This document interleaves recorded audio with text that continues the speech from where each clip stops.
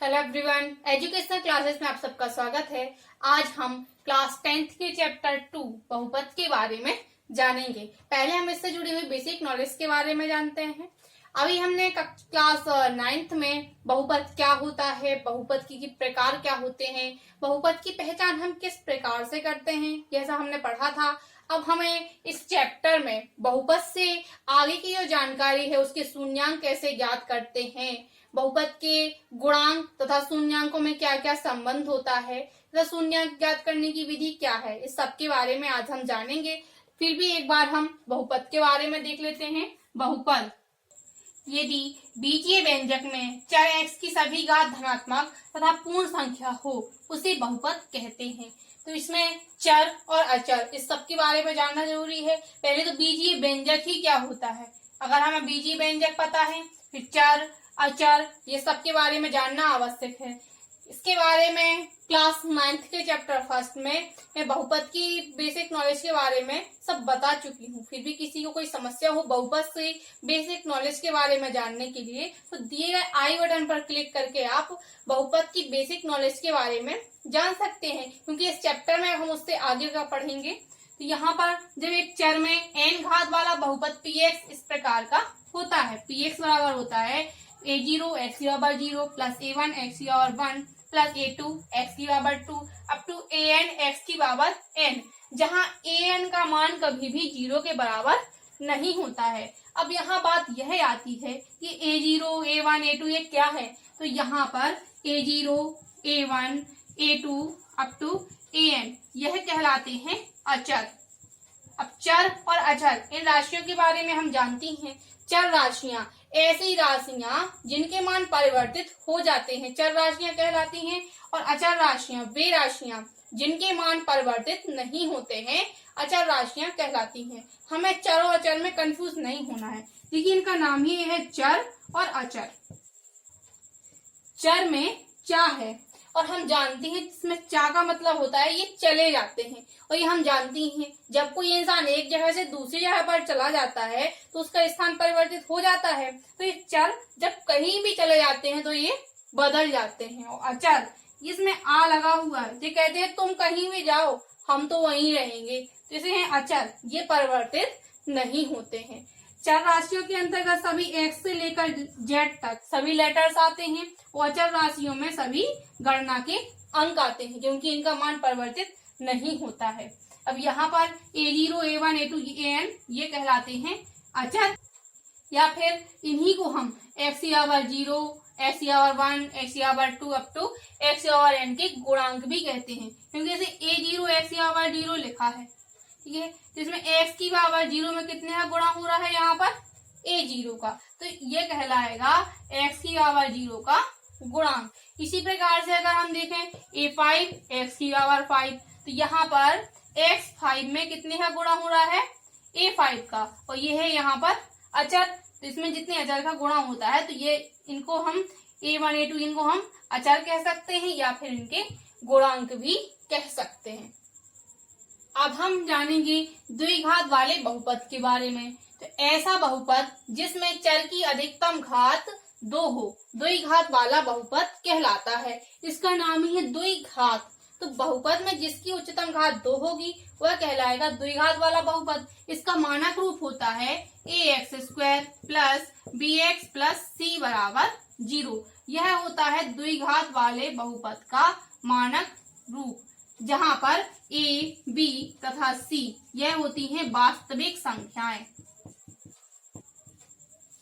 अब यहाँ बात आती है कि वास्तविक संख्याएं क्या हैं, तो सभी परमेय एवं अपरमेय संख्याओं का संग्रह वास्तविक संख्याएं कहलाती हैं। अब परमेय एवं अपरमेय क्या है, तो परमेय संख्याएं वे संख्याएं होती हैं जिनको हम p/q के रूप में व्यक्त कर सकते हैं, और अपरमेय संख्याएं वे होती हैं जिनको हम p/q के रूप में व्यक्त नहीं कर सकते हैं। इसके बारे में हम पहले जानते हैं, क्लास 9th में सभी हमने बहुत डिटेल में पढ़ा था। अब यहाँ पर सिर्फ उनका यूज होना है और हमें उसका यूज करते हुए आगे जानना है। तो इसमें ABC है वास्तविक संख्याएं, तथा इसमें a का मान कभी भी 0 के बराबर नहीं होता है, क्योंकि अगर a का मान 0 हो जाएगा फिर तो यह रैखिक बन जाएगा, द्विघात रह ही नहीं जाएगा। For example 3x² plus 5x plus 2 equal 0। क्या यह द्विघात वाला बहुपद है? इसमें देखेंगे हम, हाँ यह द्विघात वाला बहुपद है, क्योंकि इसमें बहुपद की उच्चतम घात 2 है, तो द्विघात वाला बहुपद हो जाएगा। और अगर हम इसी में लिख दें 5x प्लस 2 बराबर 0, क्या यह द्विघात का बहुपद है? तो यह द्विघात का बहुपद नहीं होगा, क्योंकि इसमें उच्चतम घात 1 है, और जब 1 होगी तो यह रैखिक बन जाएगा। इसीलिए यहाँ कहा गया है कभी भी a का मान 0 के बराबर नहीं होता है, क्योंकि a होता है x² का गुणांक, और जब x² का गुणांक ही 0 हो जाएगा तो यह पूरा पद 0 हो जाएगा, इसलिए इसमें a का मान 0 नहीं होता है। अब हम पढ़ेंगे कि द्विघात बहुपद के शून्यांक और गुणांकों के मध्य क्या संबंध होता है। यदि द्विघात बहुपद ax² plus bx plus c बराबर 0 के शून्यक अल्फा बीटा हो, तब इनमें क्या संबंध होता है हमें यह जानना है। तो शून्यकों का योग बराबर होता है -x का गुणांक बटे x² का गुणांक।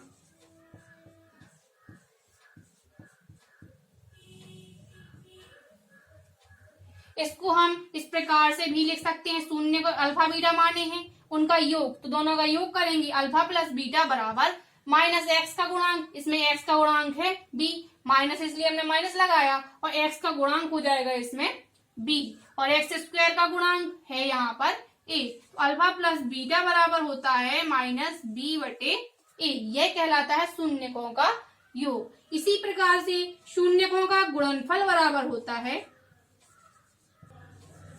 अचर पद बटे x² का गुणांक।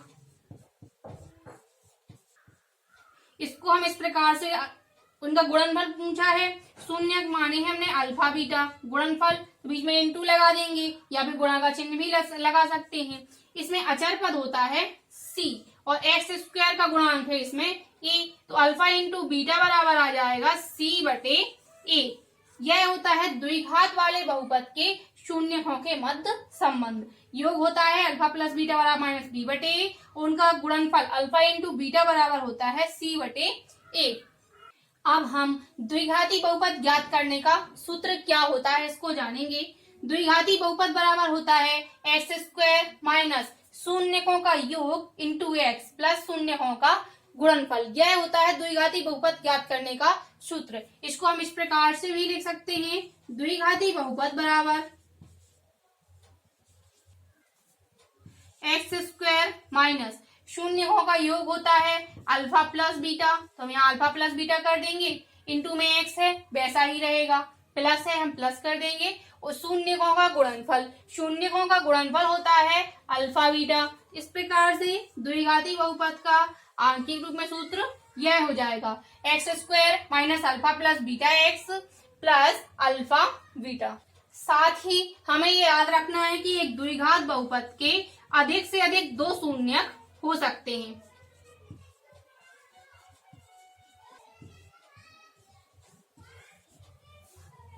अब हम जानेंगे त्रिघाती बहुपद के शून्यक और गुणांकों के मध्य क्या संबंध होता है। ये हम जानते हैं, इसका नाम ही है त्रिघाती बहुपद। तो ऐसा बहुपद जिसकी उच्चतम घात 3 हो त्रिघाती बहुपद कहलाता है।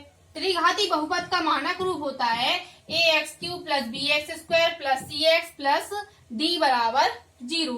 अगर त्रिघाती बहुपद के शून्यक अल्फा बीटा तथा गामा हो तब उनके मध्य संबंध होता है, उनका योग होता है alpha plus beta plus gamma बराबर -b बटे a।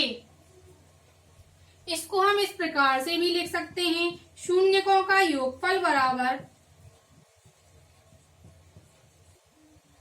-x² का गुणांक बटे x³ का गुणांक।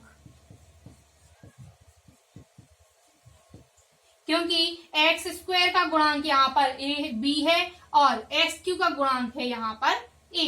हमने यहाँ पर alpha plus beta plus gamma बराबर लिखा है -b बटे a, तो माइनस था इसलिए माइनस लगाया, और b है यहाँ पर x² का गुणांक, तो इसका सूत्र होता है x² का गुणांक बटे और a दिया है x³ का गुणांक, तो यहाँ हो जाएगा x³ का गुणांक। यह होता है त्रिघात वाले बहुपद के योग का सूत्र। अब हम देखेंगे इनका गुणनफल alpha into beta into gamma, क्योंकि यहाँ पर 3 शून्य होते हैं तो तीनों का गुणनफल आ जाएगा माइनस डी बटे ए। इसको हम इस प्रकार से भी लिख सकते हैं,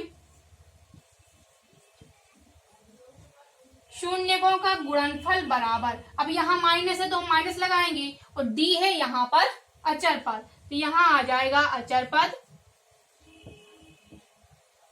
और बटे में है ए और ए है यहाँ पर एक्स क्यू का गुणांक, यहाँ हो जाएगा एक्स क्यू का गुणांक। तथा एक और फॉर्मूला होता है alpha beta plus beta gamma plus gamma alpha बराबर होता है सी बटे ए, जहां सी है एक्स का गुणांक और ए है एक्स क्यू का गुणांक। इस प्रकार से आज हमने बहुपद के बारे में जाना है। साथ ही हमें इसमें ये याद रखना है किसी भी बहुपद के उतने शून्यांक होते हैं जितने की बहुपद की घात हो।